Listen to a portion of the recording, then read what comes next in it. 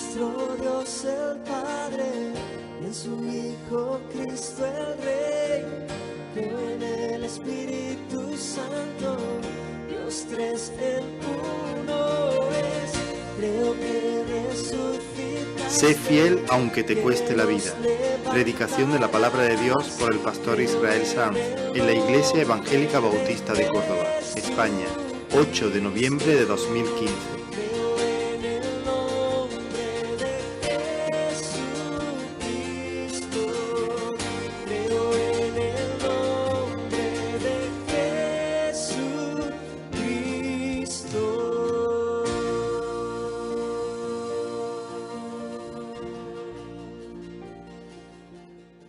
Tú eres digno, Señor. Nos acercamos a tus pies, Señor, en esta mañana. Queremos oír tu voz, Señor.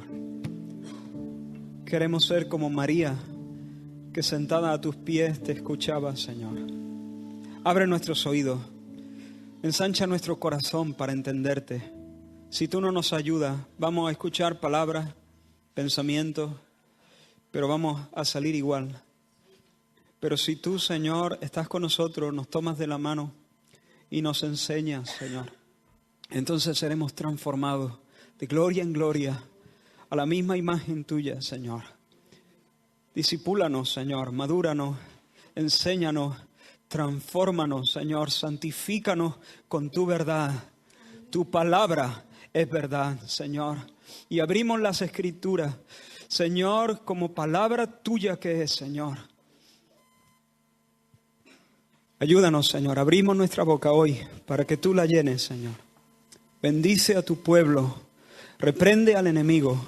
En el nombre de Jesús. Amén. Amén. Gloria al Señor.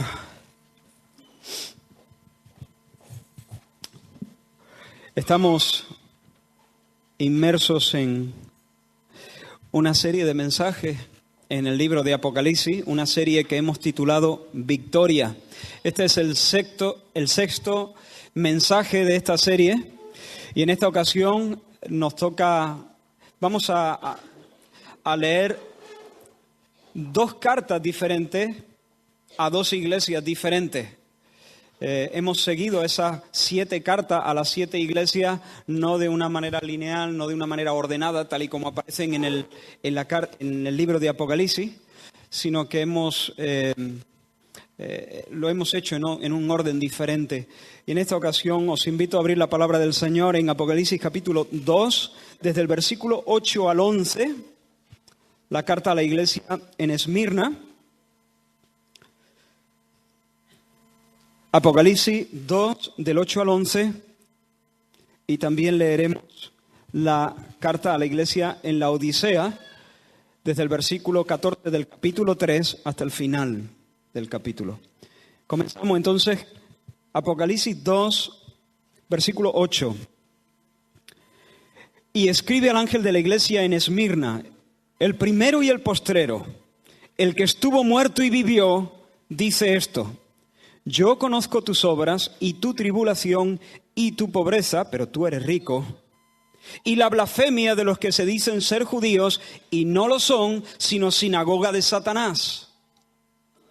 No temas en nada lo que vas a padecer. He aquí el diablo echará a algunos de vosotros en la cárcel para que seáis probados, y tendréis tribulación por 10 días. Sé fiel hasta la muerte, y yo te daré la corona de la vida. El que tiene oído, oiga lo que el Espíritu dice a las iglesias. El que venciere no sufrirá daño de la segunda muerte. Capítulo 3, versículo 14. Y escribe al ángel de la iglesia en la Odisea: he aquí el Amén, el testigo fiel y verdadero, el principio de la creación de Dios, dice esto: yo conozco tus obras, que ni eres frío ni caliente. Perdón, es el versículo 7. Sí, Filadelfia, perdón. Escribe al ángel de la iglesia en Filadelfia: esto dice el santo, el verdadero, el que tiene la llave de David, el que abre y ninguno cierra, y cierra y ninguno abre. Yo conozco tus obras. He aquí, he puesto delante de ti una puerta abierta, la cual nadie puede cerrar, porque aunque tienes poca fuerza, has guardado mi palabra y no has negado mi nombre. He aquí yo entrego de la sinagoga de Satanás a los que se dicen ser judíos y no lo son, sino que mienten. He aquí yo haré que vengan y se postren a tus pies y reconozcan que yo te he amado. Por cuanto has guardado la palabra de mi paciencia, yo también te guardaré de la hora de la prueba que ha de venir sobre el mundo entero para probar a los que moran sobre la tierra. He aquí, yo vengo pronto. Retén lo que tienes para que ninguno tome tu corona. Al que venciere, yo lo haré columna en el templo de mi Dios y nunca más saldrá de allí. Y escribiré sobre él el nombre de mi Dios y el nombre de la ciudad de mi Dios, la nueva Jerusalén, la cual desciende del cielo de mi Dios, y mi nombre nuevo. El que tiene oído, oiga lo que el Espíritu dice a las iglesias. Perdonad el lapsus.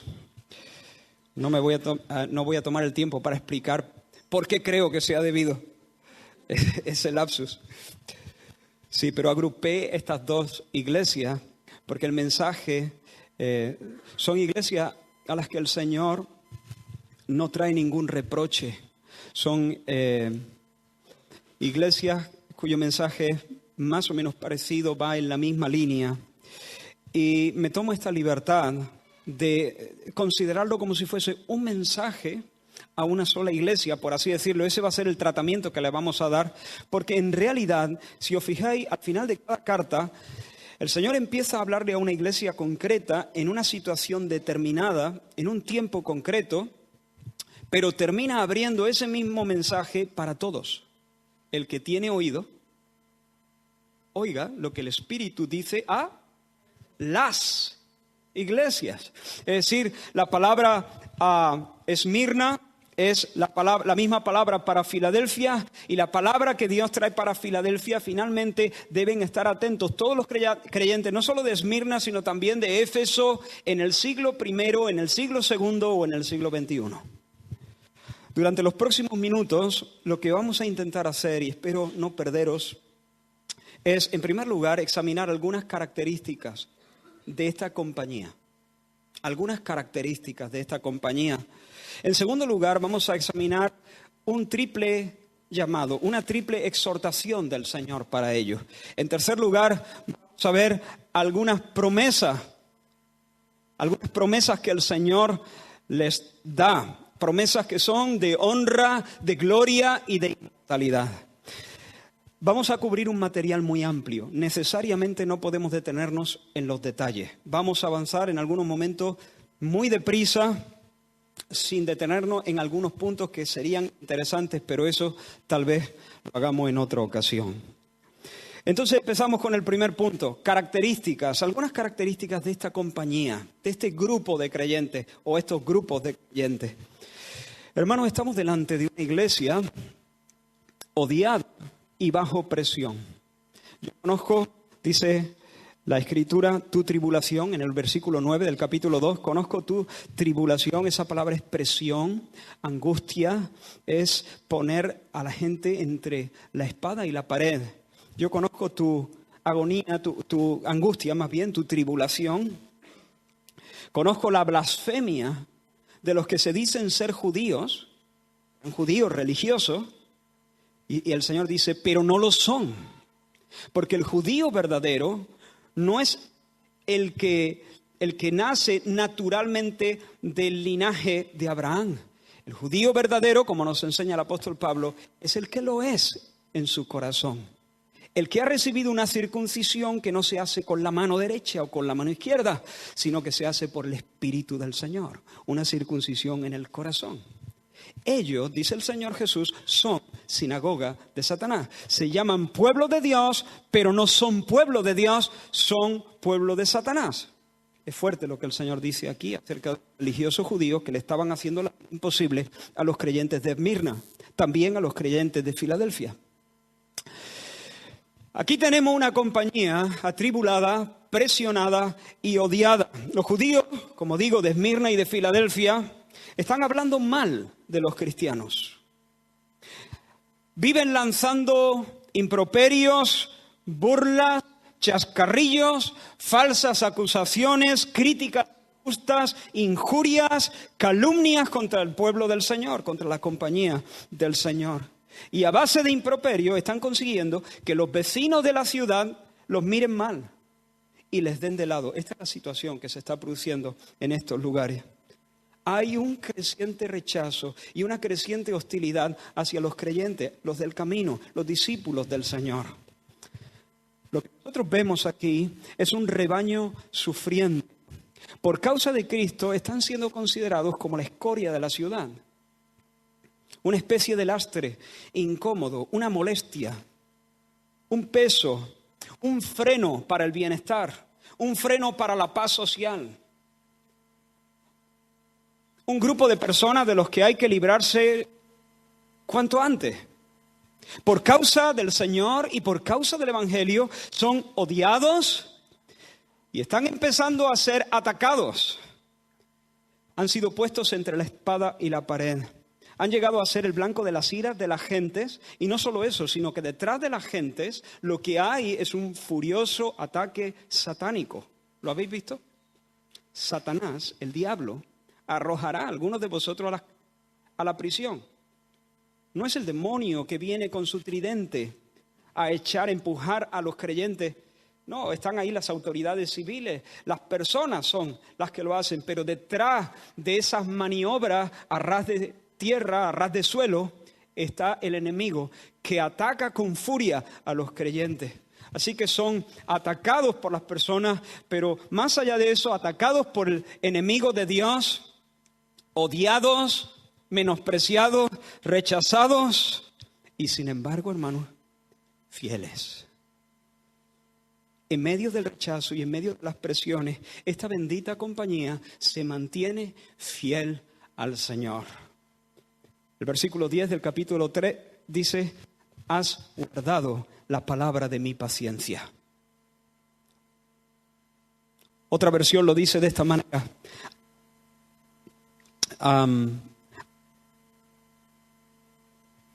te mantienes fiel a mi consigna de soportar con paciencia en medio del sufrimiento. Hermanos, en medio de eso dice el versículo 8 también del capítulo 3, has guardado mi palabra y no has negado mi nombre. En medio de la presión, los creyentes no están negando el nombre de Cristo. La iglesia, sin importar que en Esmirna, por ejemplo, estén dando culto al emperador y le ofrezcan incienso y le lancen piropos, la iglesia se mantiene firme en su confesión sencilla y radical. Jesús es el Señor. Jesucristo es Dios. Él es el Rey Salvador. En medio de las presiones y de la burla, no han tuneado el mensaje, no lo han matizado para hacerlo más adaptable, como están haciendo muchos grupos cristianos hoy en día, desdiciendo hoy lo que dijeron ayer, diciendo que lo que un día dijeron que era verdad, ahora ya no es verdad, adaptando algunas enseñanzas sobre la pureza sexual, sobre el rol del hombre o de la mujer, adaptándolas al gusto de la época, queriendo vestir a Jesús y a su evangelio a la moda, pero el Señor es indomable, no se deja vestir a la moda, Él viste como quiere. Él no está sujeto a nuestros caprichos, Él no está sujeto a los tiempos, Él no está sujeto a los énfasis de los siglos. Él es eterno y no se deja domar por nosotros. Pero esta iglesia, hermanos, no han limado las aristas del mensaje, esas enseñanzas que hacen sentir incómodo a los egos de las personas, las han dejado tal cual. Esta iglesia no han retocado la Escritura y no niegan la Escritura. ¿Por qué? Porque han sido cambiados por la Escritura. Solo cambian la Escritura los que no han sido cambiados por ella. Solo cambian la Escritura los que no han sido cambiados por ella. Pero los que han sido transformados por la Escritura prefieren la Escritura con todas sus aristas. Prefieren a un Dios que no puedo domar. Prefiero a un Dios que me hace a veces sentirme incómodo, que me quebranta, para luego bendecirme. Esta iglesia está custodiando con celo el depósito precioso que el Espíritu Santo ha puesto en ellos. Conservan la confesión del primer día. Y sabes que al confesar a Cristo y al confesar el Evangelio, al retener las enseñanzas de Cristo, al ser fieles al nombre, a la persona de Cristo, se les complica la vida. Por momentos se les complica la vida. Aumenta la presión, pero cuando aumenta la presión, ellos aprietan los dientes y confiesan una vez más: Jesucristo es el Dios, el príncipe y salvador. Jesús es el Señor. Bendita compañía. Se mantienen abrazados al Evangelio, sin recortes, sin adiciones. Qué gente más preciosa, ¿no te parece? No conocemos su nombre, no han escrito libros. A lo mejor en su tiempo la gente estaría más inclinada a invitar para una conferencia a los de Sardis, esa iglesia que tenía fama de ser un pedazo de iglesia. A mí me gustaría estar con esta gente. Qué gente más preciosa y digna de imitar. ¿Cómo lo hacen? ¿Cómo lo hacen? Porque es fácil ser fiel durante una hora. Todos tenemos momentos donde estamos muy entonados. Pero llegar a fin de mes es otra cosa. Seguir reteniendo el nombre, seguir reteniendo la enseñanza, día tras día tras día, año tras año tras año. Eso es otra cosa. Cuando el mundo te mira como si fueses un alucinado, un troglodita, un dinosaurio. Seguir abrazado a esa palabra invariable que no cambia, que es eterna. Cuando el mundo dirige su chiflido hacia ti, eso es otra cosa. ¿Cómo lo hacen? ¿Qué gasolina usan? ¿Cuál es el secreto de esa fuerza interior? ¿Qué clase de combustible mantiene ardiendo la llama en sus pechos? Versículo 9 del capítulo 3. Y reconozcan que yo te he amado. Esa es la clave. Aquí está hablando de los enemigos de ellos, que un día van a reconocer que yo te he amado. A eso llegaremos más adelante. La clave está en el amor de Cristo. Es el amor de Cristo. Es el amor de Cristo. No el amor que nosotros sentimos por Cristo, sino el amor que Cristo tiene por nosotros. El que mete fuego en nuestros corazones. Eso fue lo que Pablo dijo cuando se expresó de esta manera: el amor de Cristo nos constriñe, nos impulsa, nos sostiene, nos obliga. El amor de Cristo.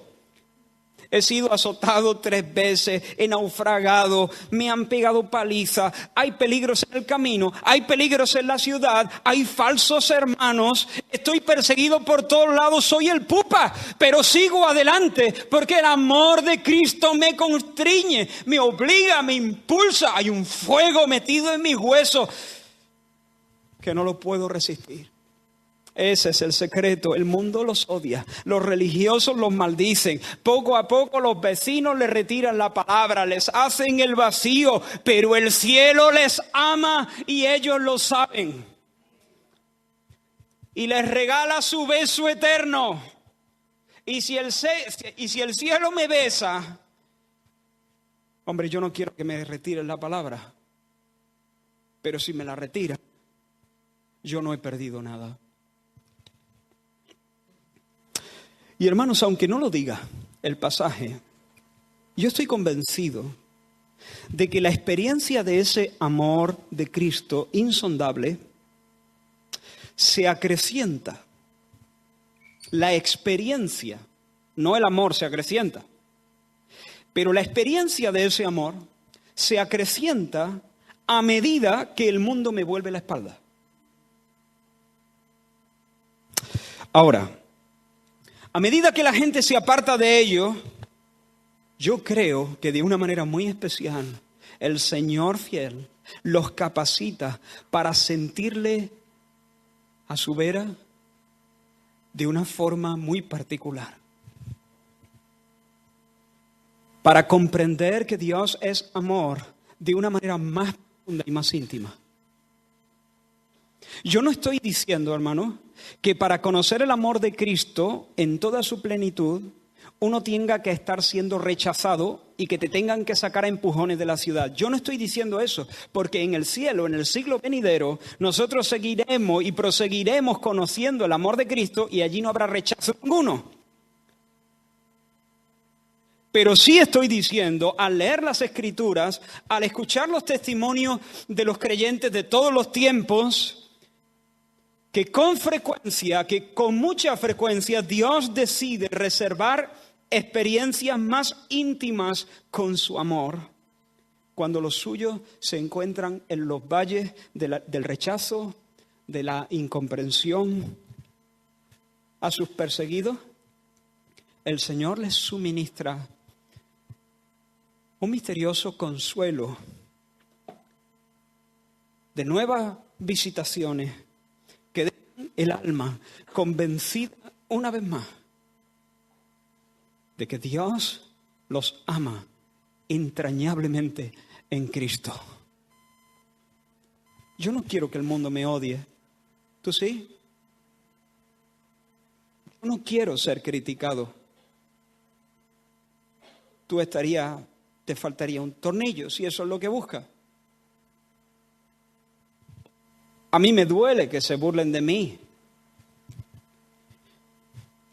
Pero si el mundo me saca de esta ciudad, y mientras me saca empujones de esta ciudad, yo puedo oír al Señor gritando: te quiero, hijo, te quiero. Me basta y me sobra. Yo seré el más feliz de los hombres. Jesús lo dijo a esta compañía sencilla de sus pobres: bienaventurados sois cuando por mi causa os vituperen y os persigan y digan toda clase de mal contra vosotros mintiendo. Gozaos y alegraos, porque vuestro galardón es grande en los cielos, porque así persiguieron a los profetas que fueron antes de vosotros. Es como si el Señor nos dijese: alégrate, tú eres mío, como lo eran los profetas. Y yo soy tuyo, como lo era de los profetas. Mi amor especial está sobre ti, por eso te odian. Caín odiaba a Abel. ¿Por qué? Porque Abel hacía las delicias de Dios. Tú eres Abel. Ellos son Caín. Eso es lo que Dios está diciendo. Alégrate, porque así persiguieron a los profetas. Ismael odiaba a Isaac. ¿Por qué? Porque Dios escogió a Isaac. Tú eres Isaac, ellos son Ismael. Saúl odiaba a David, porque Dios favoreció a David. Tú eres la compañía de David, ellos son la compañía de Saúl. Jezabel perseguía a Elías. Pasur rechazó a Jeremías. Anás y Caifás me rechazaron a mí, Jesús. Ellos te odian. Siempre ha sido así, va a ser siempre así. Y cuando te odien, alégrate, porque las hostilidades que estás experimentando ponen de manifiesto quién eres y cuál es tu identidad y a qué compañía perteneces.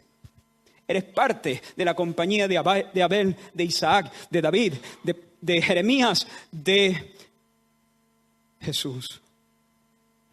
Queridos hermanos, la tribulación, las presiones, el rechazo, todas estas angustias no son señales del desagrado de Dios. Me siento un poco torpe predicando este mensaje.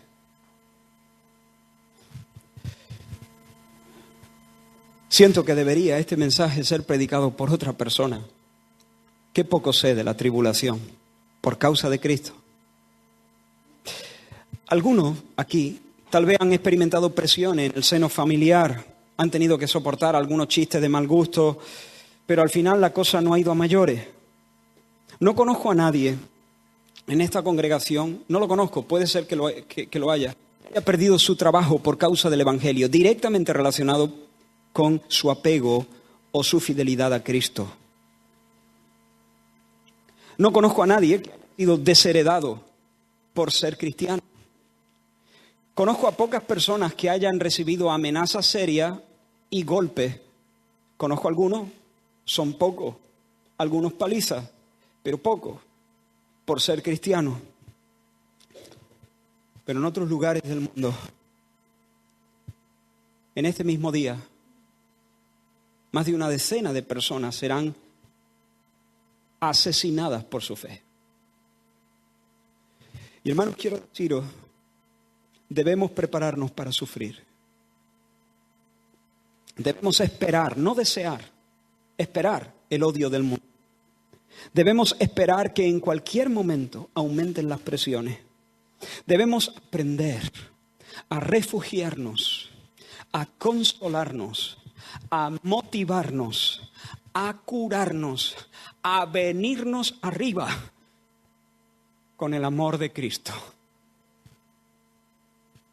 En base al amor de Cristo. Y así, en medio de las tribulaciones, convencidos de que de ninguna manera somos unos desgraciados, somos los hijos queridos de Dios, podamos guardar la palabra, guardar el mensaje, ser fieles al nombre, guardar las enseñanzas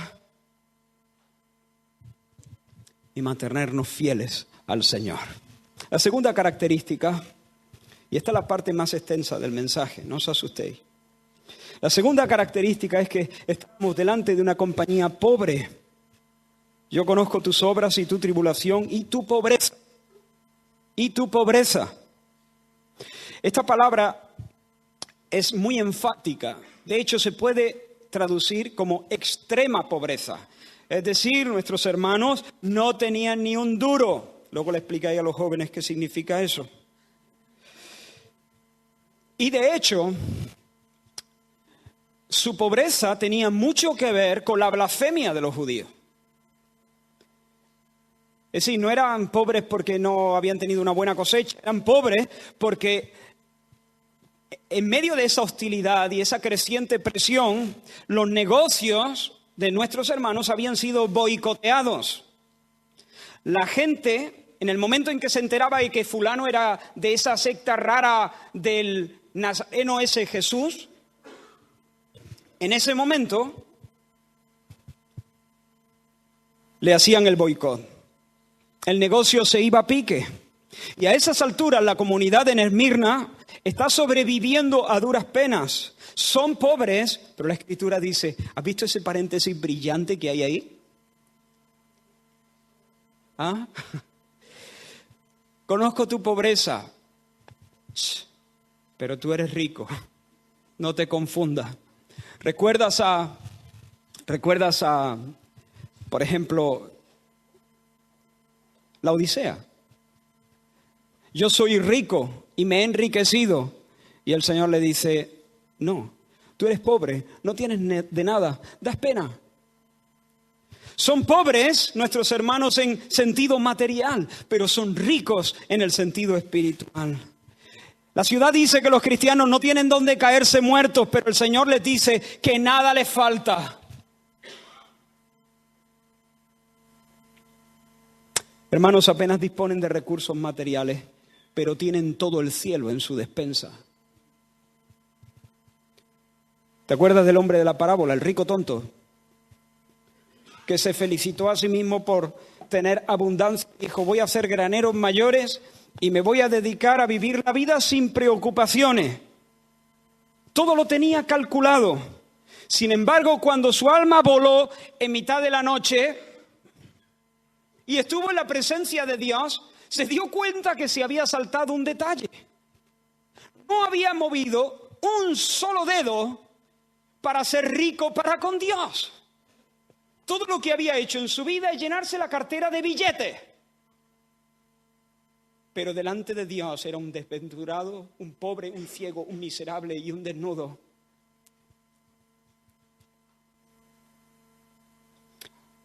descubrió que el coche fúnebre no tiene maletero, que la mortaja no tiene bolsillo, que sus graneros a reventar se quedarían en la tierra, que él era un rico tonto, insensato, necio, desgraciado.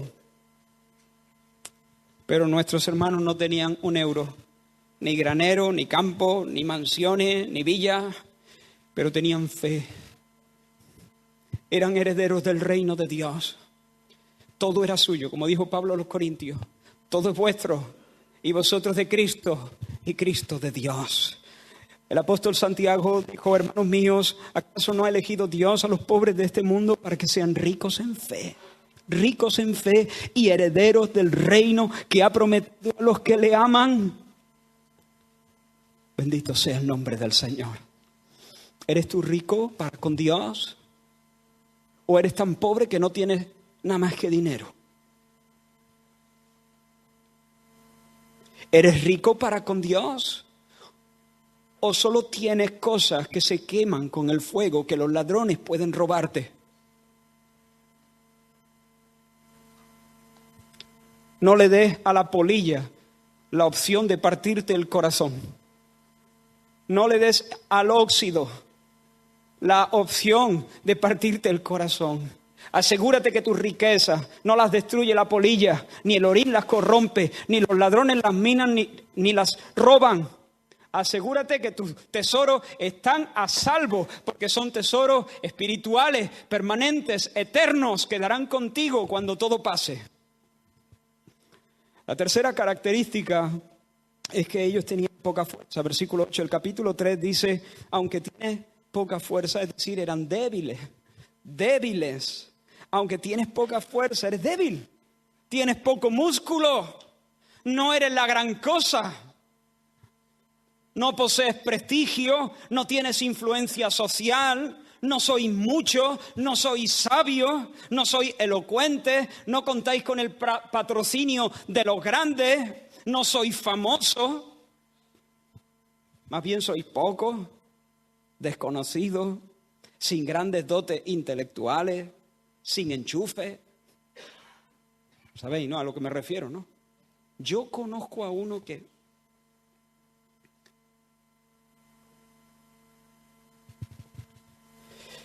ellos son odiados, pero amados. Ellos son pobres, pero ricos. Ellos son débiles. Pero he aquí, he puesto una puerta abierta delante de ti, la cual nadie puede cerrar. Esto significa que el Señor les provee de manera soberana una oportunidad, un tiempo favorable, unas circunstancias providenciales para que ellos, los débiles, hagan proeza, para que hagan su voluntad. Os leo varios textos donde se utiliza esa misma frase técnica, abrir una puerta. Cuando Pablo escribe a los Corintios, la primera carta dice, pero estaré en Éfeso hasta Pentecostés, porque se me ha abierto una puerta grande y eficaz. Es decir, Dios me está dando una oportunidad preciosa para ministrar aquí. Me voy a quedar hasta Pentecostés aquí en Éfeso. Otro, cuando él escribe la segunda carta a los Corintios, dice, cuando llegué a Troas para predicar el Evangelio de Cristo, aunque se me abrió puerta en el Señor, no tuve reposo en mi espíritu por no haber hallado a mi hermano Tito. La misma idea, ¿veis? Un texto más. Cuando escribe Pablo a los Colosenses, de nuevo usa esta expresión, dice, orando también al mismo tiempo por nosotros. Él pide oración por él y por su equipo, para que el Señor nos abra puertas para la palabra, a fin de dar a conocer el misterio de Cristo. ¿Ves? Que el Señor nos conceda una oportunidad, que el Señor nos conceda un tiempo favorable, circunstancias providenciales para que nosotros hagamos lo que tenemos que hacer, para que nosotros cumplamos cabalmente lo que Él quiere que sea cumplido, su voluntad. Y aquí están los débiles. Eres débil pero imparable. ¿Me explico? No tienes músculo, pero yo te allano el camino. Apenas tienes la capacidad de mantenerte en pie, pero no solo vas a sobrevivir, sino que vas a hacer proeza en el nombre del Señor. Si Satanás te pudiera destrozar, te destrozaría antes de caer la tarde. Pero no puede. ¿O crees que tiene misericordia de ti? No, pobrecillo.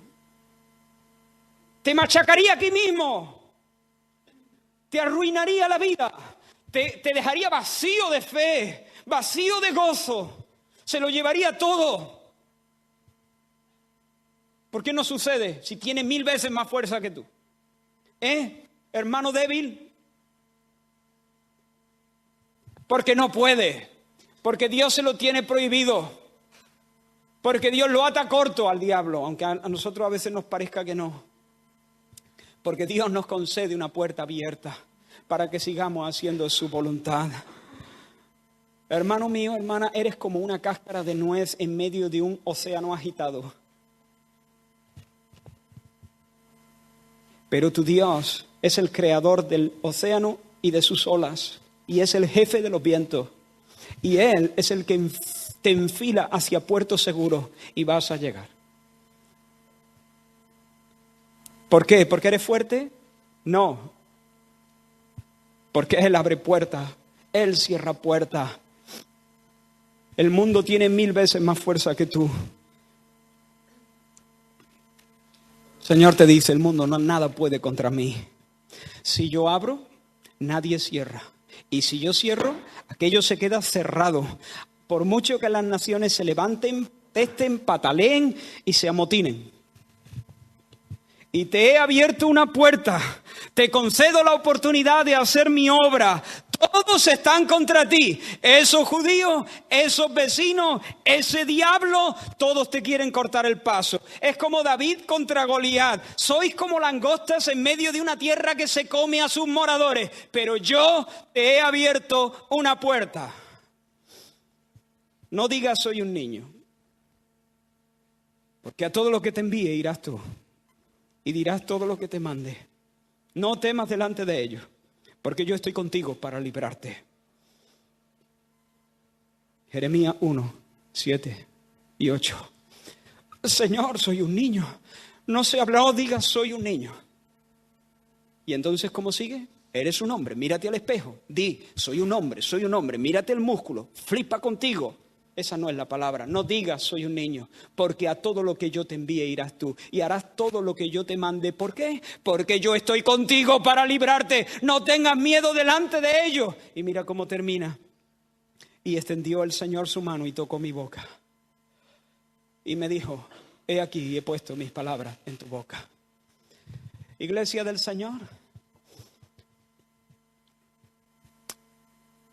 Dios quiere que sean así las cosas. Porque Dios nos quiere evitar la tragedia de volvernos locos y de pensar que hemos adelantado algo por nuestra capacidad, por nuestra inteligencia, por nuestra habilidad, por nuestra fuerza. Dios de esta manera se asegura que la gloria será suya y solo suya. Dios nos hace el favor de dejarnos en el terreno de nuestra debilidad para evitar que nos envenenemos de jactancia. Dios tiene mucha gloria cuando Él exhibe su fuerza en el territorio de nuestra debilidad. Y con frecuencia, Él nos mantiene allí pendientes de un hilo. Señor, qué ansiedad, ¿no? Siempre pendiente de un hilo. Ese es el lugar. Ese es el lugar. Para que quede claro a tu propio corazón, a la iglesia que observa, a los ángeles que flipan y a los demonios que observan, que no fue por tu habilidad, que no fue por tu poder, sino que fue por mi fidelidad, por mi capacidad, por mi sabiduría. Gloria al Señor. Él te mantiene pendiente de un hilo, hermano, para darte la dicha de seguir viendo y reconociendo su milagro. Mirad, hermanos, vuestra vocación, dice Pablo a los Corintios. Mira qué clase de autoestima. Esto lo escucha un orador de hoy en día, se echa las manos a la cabeza. Me quedo con Pablo. No hace falta que lo diga más, ¿verdad? Mirad, hermanos, vuestra vocación, que no sois muchos sabios según la carne. Que yo sepa, no hay mucha gente top en este lugar. Ni muchos poderosos, ni muchos nobles, sino que lo necio del mundo escogió Dios. Y lo débil del mundo escogió Dios. Esto no son insultos. No son insultos, no te confundas. Pablo no está insultando, no es un grosero. Esto es una enseñanza bendita para el que ha sido enseñado a los pies de Jesús. Lo necio, lo débil del mundo escogió Dios para avergonzar a lo fuerte. Lo vil del mundo escogió Dios, lo menospreciado escogió Dios y lo que no es, lo nada, literalmente, lo nada. Cero a la izquierda, lo nada escogió Dios para deshacer, que es cuando Dios coge un cero y empieza a multiplicar y pasa lo imposible y reúne millones de millones de millones de millones. Entonces la boca de los ángeles se abre de par en par y se marcan un baile en el cielo y dicen una vez más, el Señor nos ha sorprendido, es increíble nuestro Dios, a Él sea la gloria, por eso los serafines cantan. Él exhibe la multiforme sabiduría a través de la iglesia, esa compañía de gente débil. Bástate mi gracia, le dice Dios a Pablo, porque mi poder se perfecciona en la debilidad, en tu debilidad, en la debilidad, perdón. Y Pablo concluye diciendo, entonces me gloriaré más bien en mis debilidades, para que repose sobre mí el poder de Cristo. Me gozo en las debilidades, en afrentas, en necesidades, en persecuciones, en angustias. Pablo, estás loco. Me gozo en afrentas, en necesidades, en persecuciones, en angustias. ¿Qué estás diciendo, hombre? Ese es el diablo. No lo achacarás a Dios. Se te ha ido la pinza. Te has pasado de rosca en tu espiritualidad. ¿Cómo que me gozo en afrenta, en debilidad, en persecuciones? Ay, hermano, es que nuestra debilidad y nuestra flaqueza es un escenario excelente para que se exhiba Dios. No a nosotros, oh Dios, no a nosotros, sino a tu nombre da gloria. Porque, y termina diciendo Pablo, cuando soy débil, entonces soy fuerte. Claro, ¿tú qué te crees? ¿Que estoy loco? Si al final yo lo que quiero es dicha, es felicidad, es gozo, es abundancia, es vida, es gloria, honra e inmortalidad. Pero yo sé que cuando Dios me tiene pendiente de un hilo, me está situando en una posición donde Él puede exhibirse. Y la primera necesidad de mi alma no es el café de la mañana, no es el beso de mi esposa, es que Dios se manifieste. Y si estando pendiente de un hilo, estoy en la posición exacta para que Dios manifieste su poder, entonces que así sea. Me gozo de estar pendiente de un hilo para que sobre mí repose el poder de Cristo y Dios se manifieste. Y cuando Dios se manifieste, yo seré lleno de delicia, de vida, de gloria.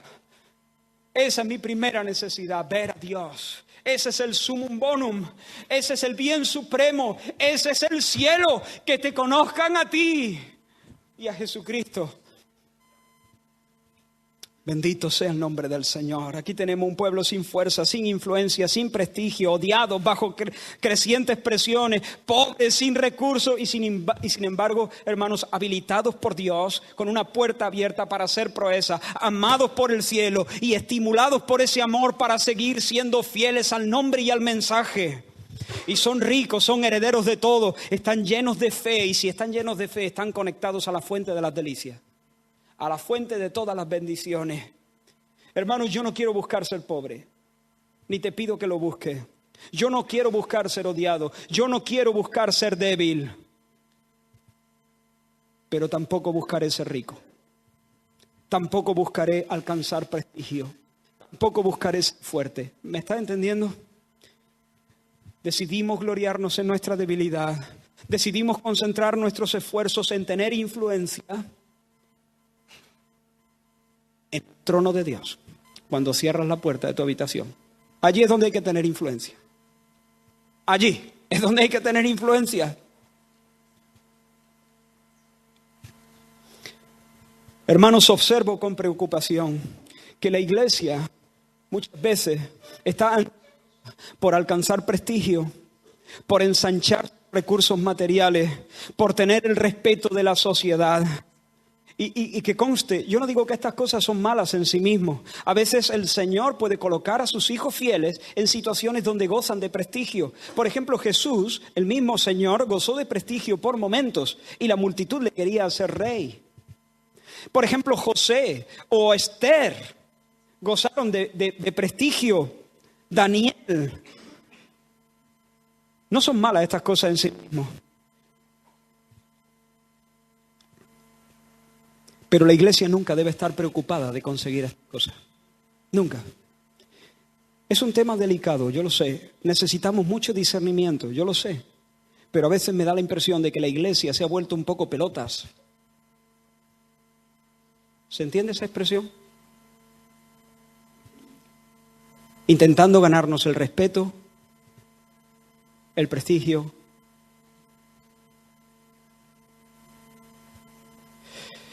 Si el Señor nos lo da, amén. Si el Señor nos concede un lugar de influencia, bien. Será una de sus puertas abiertas para nosotros. Pero tú y yo, concentrémonos en lo importante. ¿Somos ricos para con Dios? ¿Experimentamos su amor constantemente? ¿Eres consciente de esa habilitación divina para hacer lo que debes hacer en medio de cualquier presión y en medio de los ataques satánicos más fieros?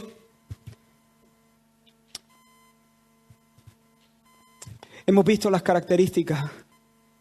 Son odiados y presionados, pero son amados y siguen siendo fieles, estimulados por ese amor. Son pobres, pero son ricos. Lo tienen todo. Son débiles, pero son imparables. Porque el Señor es el que le abre la puerta y nadie la puede cerrar. 3 exhortaciones o un triple mandato, por así decirlo. En primer lugar, retén lo que tienes. Retén lo que tienes. El otro día estábamos con Feli y Patricia, estábamos en casa el jueves, también con David y Lucía, y nos estábamos despidiendo porque ellos ya salían, no sé si primero para Santander y luego ya regresando a Colombia. Y Lucía le comentó, claro, ella con más experiencia, ellos al estar aquí a veces se relajan un poco más porque no hay peligro de que en la esquina te asalten, ¿no? Pero Lucía, recuerdo que le dijo algo así como diciendo, cuidado en Madrid, en la estación, ahí sí.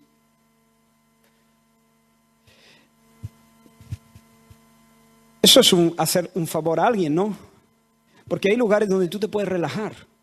Hay lugares donde tú no te puedes relajar. Hay lugares donde uno puede bajar la guardia y hay otros lugares donde uno tiene que extremar las precauciones. Al llegar a casa yo puedo dejar la cartera, la suelo dejar siempre en el mismo lugar. No siempre, pero casi siempre. Pero la puedo dejar donde sea. En realidad yo estoy convencido de que ahí en casa no hay peligro. En primer lugar, porque nunca llevo nada. En segundo lugar, porque no hay peligro de que nadie me la robe. En casa yo puedo relajarme, no es necesario que esté en vilo. Pero hay ciertos lugares que no estar en vilo es una terrible imprudencia. La persona que nos enseña a distinguir dónde sí y dónde no, nos hace un favor, ¿sí o no? Por allí tranquilo, por allí no estés tranquilo. Estate en vilo, ten cuidado, no le quites ojo a las maletas, no le quites ojo a tu cartera. Llévala en un sitio donde tú la tengas siempre controlada. Hermano, os hago un favor, me lo hago a mí mismo. El mundo es un barrio peligroso, ¿eh? Porque el ladrón viene y está para robar, para matar y para destruir. Satanás lleva robando carteras miles de años. Su técnica es inigualable. Tiene una pericia para dejarte desnudo sin que te des cuenta. Y el Señor dice, yo vengo pronto, para que ninguno tome tu corona. Conserva la fe, retén la esperanza, hermano. Afírmate en el amor, mantén firme tu profesión, que nadie, hermano, te robe la cartera, que nadie te prive del premio. El Señor dice, estoy viniendo ya, vengo con mi galardón en mi mano, pero vigila que nadie te prive de tu premio. De repente entras en una enfermedad, vigila. De repente entras en un momento donde eres prosperado económicamente, vigila. De repente tienes hijos y tienes un nuevo ritmo de vida, vigila. De repente tus hijos se van de casa y tienes una nueva dinámica de vida, vigila. Haces nuevos amigos, vigila. Vigila para que nadie te robe la cartera. En este mismo momento, el diablo quiere robarte la cartera antes de que salgas de aquí. Este tampoco es un lugar seguro.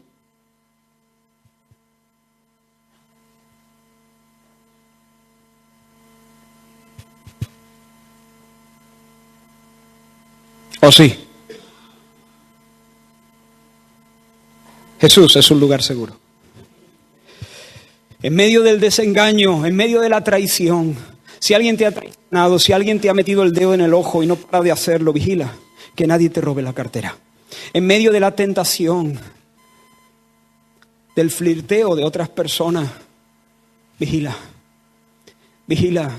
porque el diablo te quiere quitar la cartera por medio de la mujer extraña, por medio de la pornografía, por medio de una situación, una fricción familiar, por medio de la desesperación, en medio de un proceso de salud muy complicado. El diablo quiere robarte. La segunda cosa es, sé fiel hasta la muerte. Esto no significa ser fiel hasta que te muera. No significa eso. Esa frase quiere decir, sé fiel aunque tengas que morir. Sé fiel aunque ser fiel te cueste la vida. Sé fiel pase lo que pase. Aunque tengas que enfrentar la muerte, no te doblegues. No niegues mi mensaje. No niegues mi nombre. No me traiciones. ¿Sabes qué? En el 155 después de Cristo,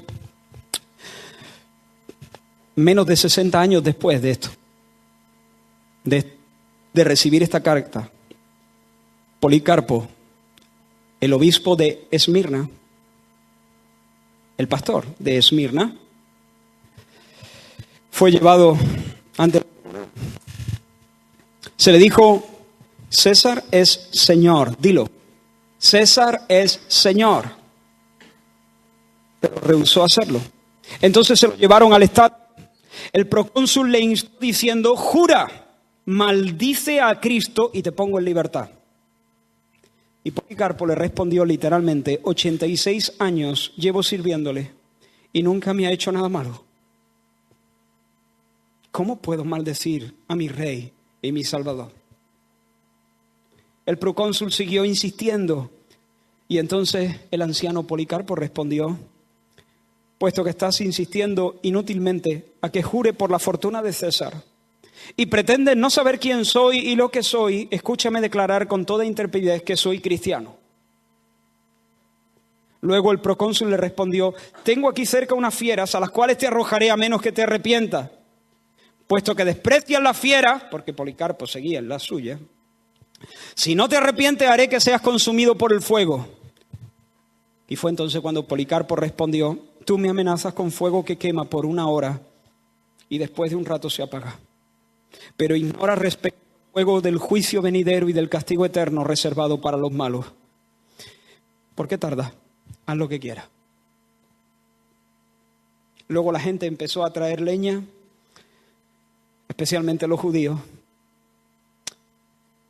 y Policarpo fue quemado vivo en una pira. Es una historia real.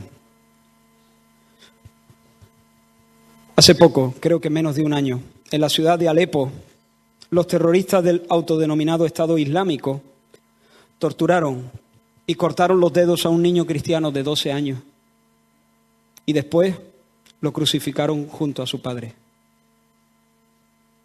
He visto la foto.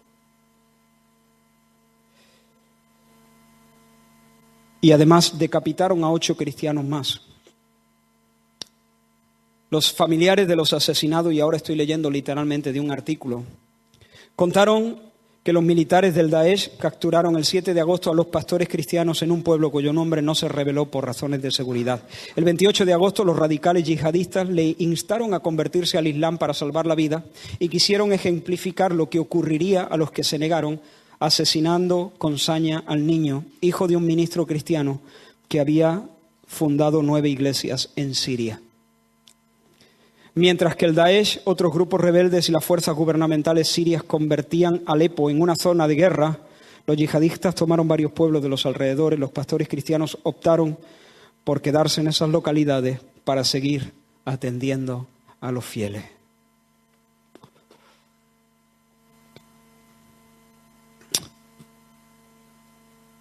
Sé fiel hasta la muerte. Sé fiel aunque tengas que morir. Vamos a ir, tomando la recta final. Y la tercera cosa es no tengas miedo. No temas en nada. No temas en nada. No temas en nada lo que vas a padecer. No temas en nada. ¿Estás de broma? Que no temas en nada. Después de ver esa foto, después de pensar en mis hijos, que no temas en nada. ¿Cómo no voy a tener miedo? Es fácil decirlo aquí, en Córdoba, en este púlpito. Pero ¿cómo no voy a tener miedo? El Señor le escribe a ellos y no solamente en su carta les dice, muchachos, os escribo para decirte que estoy contento con vosotros y que se acabaron las penurias. Estáis entre la espada y la pared, pero ahora actúo yo. No, les dice, la cosa se va a poner peor, ¿lo has visto o no? Les dice, la vais a pasar canutas. El diablo va a recrudecer su persecución. Vais a ser atribulados. Es decir, esperaos porque viene, el horno se va a calentar 7 veces más. Y encima les dice, no temas en nada. ¿Cómo puedo yo obedecer esto? ¿Cómo puedo yo de verdad? En serio, hermano. ¿Cómo puedo no temer?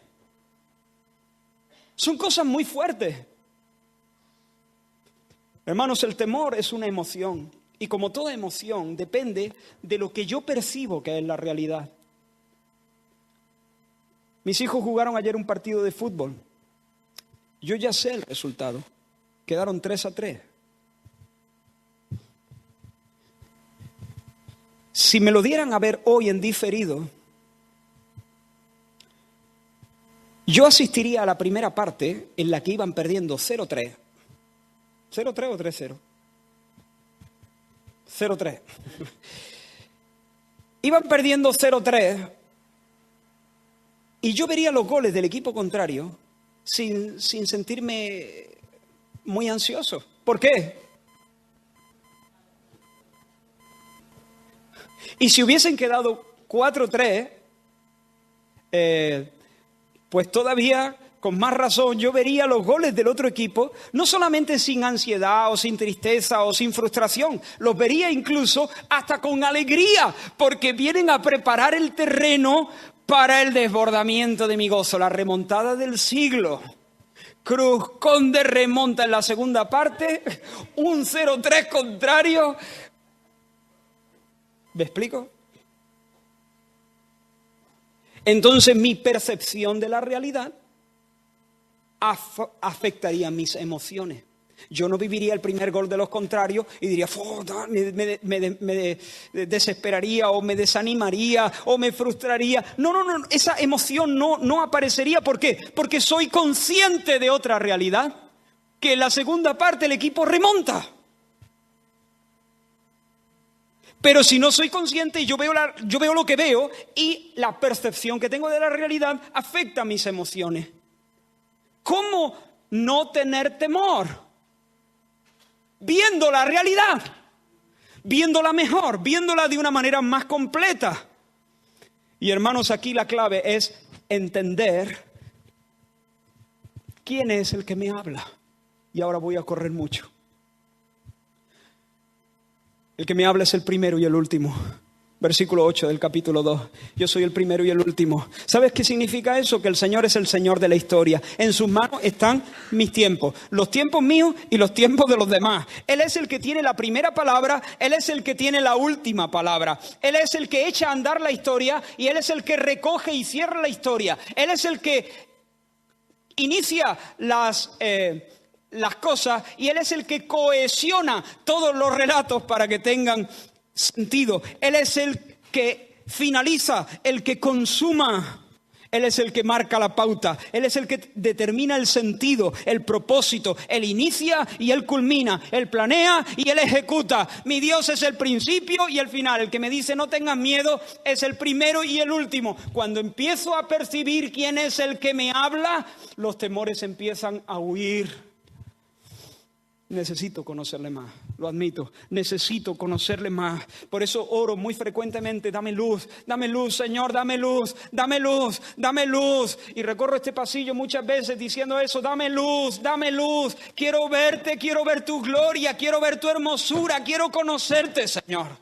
Dame luz, porque pronto me vuelvo, dame luz.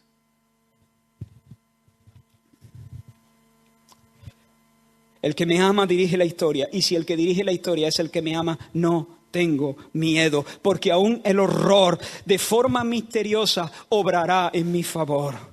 Él es el que estuvo muerto y después vivió, ¿sí o no? Dice eso, versículo 8, capítulo 2, estuve muerto y vivió. Y ¿cómo dice? El que estuvo muerto y vivió.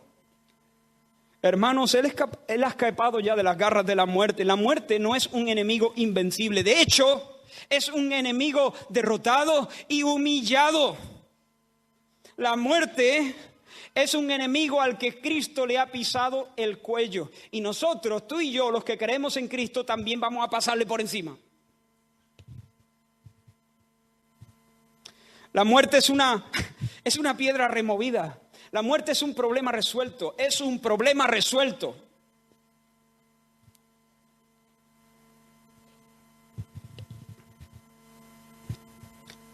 El que me habla es el que tiene la llave de David. En un lugar, en Isaías, por medio del profeta Isaías, el Señor le dice a Sebna, el mayordomo, dice, ve a Sebna, el mayordomo, y dile, ¿qué tienes tú aquí? He aquí que el Señor te transportará en duro cautiverio y de cierto te cubrirá el rostro, te echará a rodar con ímpetu como se lanza una piedra. Te arrojaré de tu lugar y de tu puesto te empujaré. Y mira lo que viene ahora. Y en aquel día llamaré a mi siervo Eliaquín, el hijo de Hilcías, lo vestiré de tu vestidura, lo ceñiré de tu talabarte y entregaré en sus manos tu potestad. Y será padre al morador de Jerusalén. Y pondré la llave de la casa de David sobre su hombro. Abrirá y nadie cerrará. Cerrará y nadie abrirá. ¿Sabe lo que está diciendo el Señor cuando dice yo soy el que tiene la llave de David? Que Él es el rey legítimo. Finalmente no es Eliaquín, hijo de Hilcías. Finalmente es el Cristo. Él es el señalado de Dios. Él es el levantado de Dios. Él es el Mesías de Dios. Él es el Cristo de Dios. Él es el rey legítimo. Lo atestigua la llave. Él es el que tiene prerrogativas de mando. A Él le pertenece el derecho de dar, le pertenece el derecho de quitar, de hacer y de deshacer, de sembrar, de arrancar, de retener, de conceder, de abrir, de cerrar. Él dispone soberanamente. Él es el que manda. Y si el que manda es el que me ama, no tengo miedo. Y si llegaran a cortarme los dedos, lo harán con el permiso de Dios. Y si Él les da permiso, no puedo estar en un lugar más seguro para mi alma que en el patíbulo, rodeado de 1000 demonios que ejecutan, muy a su pesar, la voluntad del que me ama.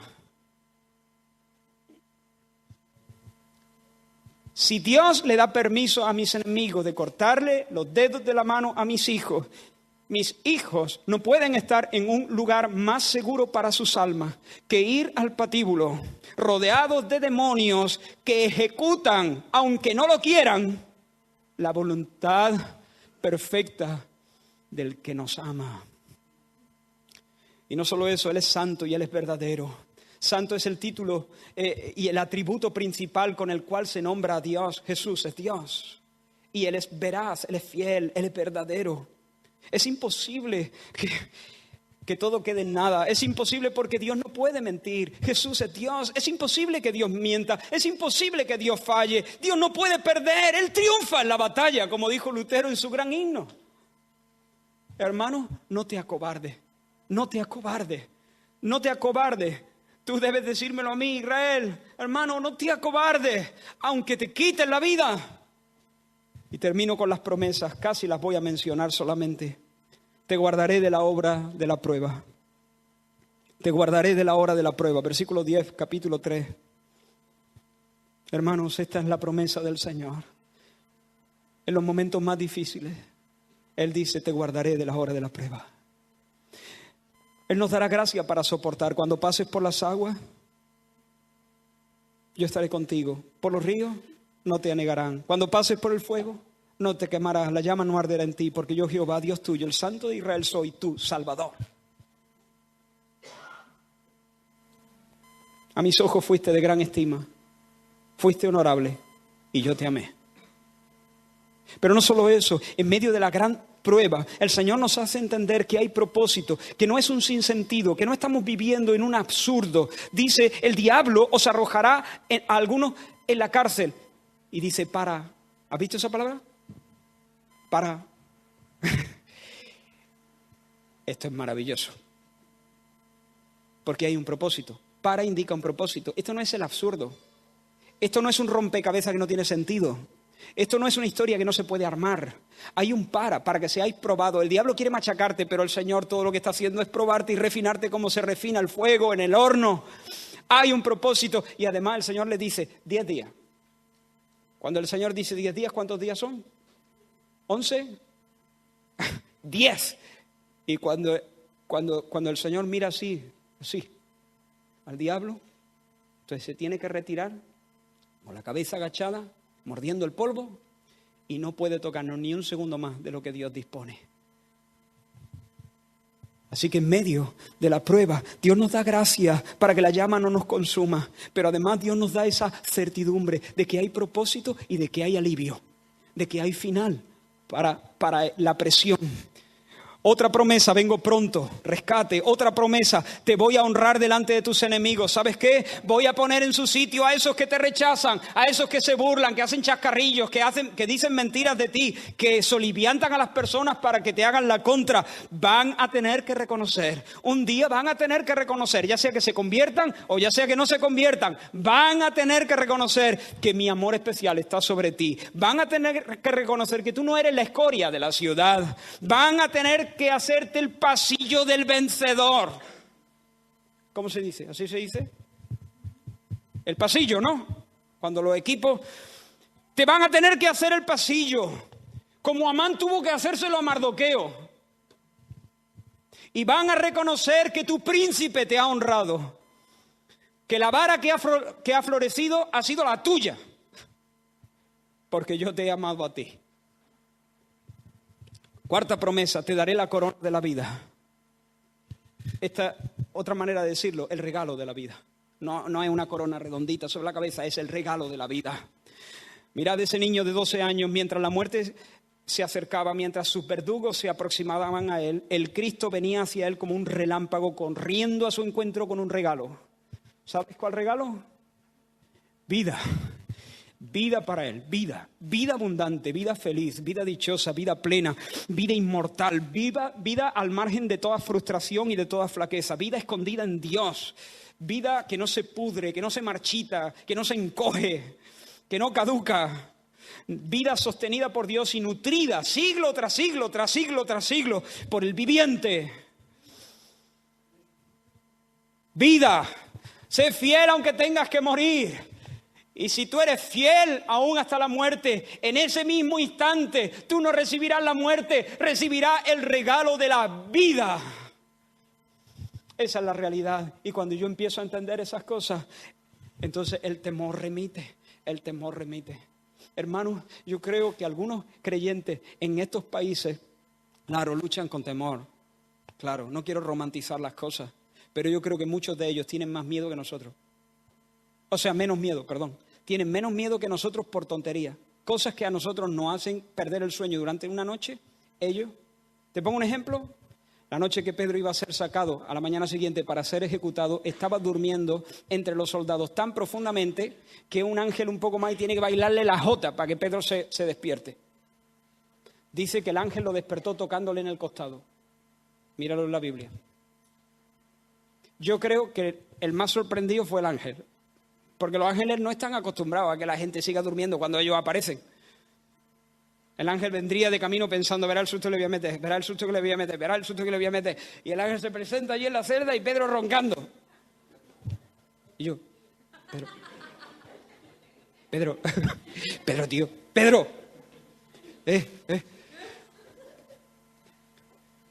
Y nosotros tenemos un pequeño problema y no dormimos en toda la noche. Quinta promesa. Te haré columna en el templo de mi Dios. ¿Sabes de lo que habla una columna? De algo permanente, de algo que no se mueve, de algo que es y estará siempre allí. Te haré columna, te haré columna. No vas a hacer algo portátil. Te voy a fijar allí en la casa de mi Dios. ¿Recuerda al salmista su gran deseo, su gran pasión? Una cosa he demandado yo al Señor. Esta buscaré. ¿Qué dijo? Que esté yo en la casa de Jehová todos los días de mi vida. Bien, esa es la promesa. Te voy a poner como una columna en la casa del Señor y nunca más saldrá de allí. Seguridad. Sexta promesa y última. Gloria. Identidad y pertenencia.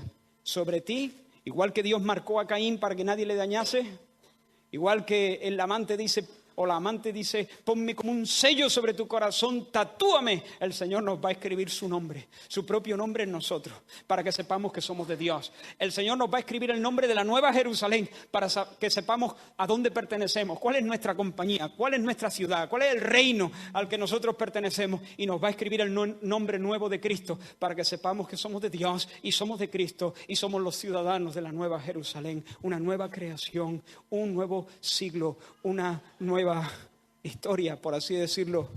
Bendito sea el nombre del Señor.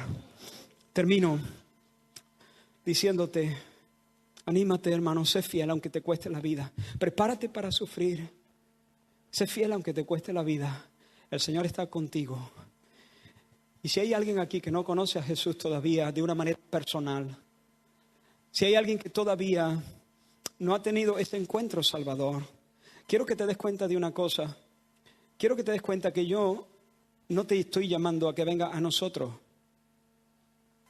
Nosotros no. A la iglesia evangélica no. Porque nosotros, hermanos, somos los débiles. Somos los pobres. Somos los que estamos puestos en apuros.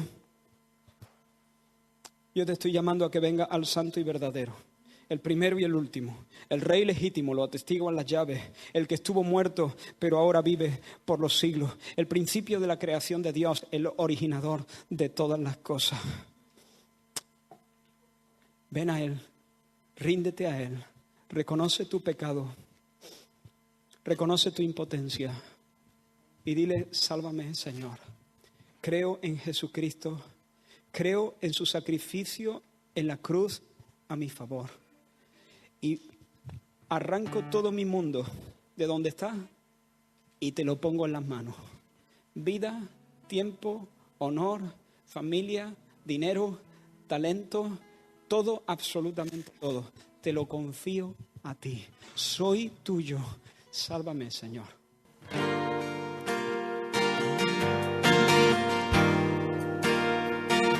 Señor, opera en nosotros, Señor.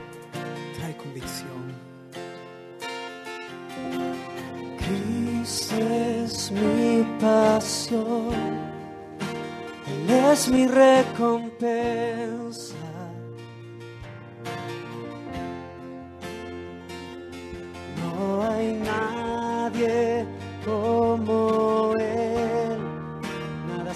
satisface más.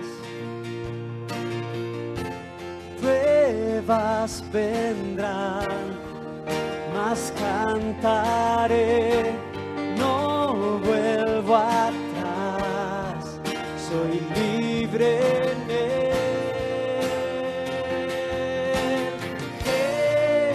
Jesús, mi todo es. Jesús, mi todo es. Eres más que suficiente, todo para mí. Cristo es mi porción, el gozo de mi alma.